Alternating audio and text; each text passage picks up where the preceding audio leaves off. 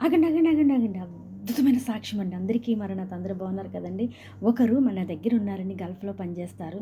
వాళ్ళ అమ్మాయికి పెళ్ళయి 5 సంవత్సరాలయిందంట.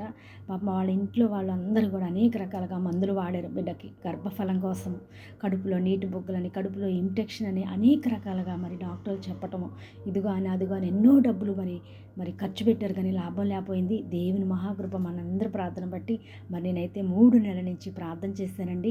ఆ దేవుని మహాకృపను బట్టి మరి ఈరోజు దేవుడు బిడ్డకి గర్భఫలం ఇచ్చారు. ఆమెను చెప్పండి. మరి ఆ బిడ్డ తేలిగ్గా మరి చక్కగా తిరిగేలాగా 9 నెలలు కాసేలాగా దేవుడు చక్కని బిడ్డనిచ్చేలాగా అందరూ కూడా ప్రార్థన చేయండి. 5 సంవత్సరాల నుంచి అంటే దగ్గర దగ్గర ఎన్నాళ్ళ నుంచో మందులు వాడుతున్నారు. అయినా సరే ప్రతిఫలం లేదు. మనం ప్రార్థన చేయగానే దేవుడు గొప్ప ఫలాన్ని ఇచ్చారు. మరి ఆ దేవాది దేవునికి మహిమ కలుగునుగాక. నా భక్తి నా నీతిని బట్టి కదా కానీ దేవుని మహాకృప. ఆ తల్లిగారి మాట ఏంటంటే, అమ్మగారు మీ ప్రార్థనలో శక్తి ఉంది, ఇది అద్భుతం అండి అని అంటున్నారు. ఇది నా భక్తి కాదండి, దేవుని మహాకృప, ఆయన శక్తిమంతుడు. God bless you. సాక్ష్యం దేవుడు దీవించి ఆశ్రయించిన గాక. అందరికీ మరణాలు.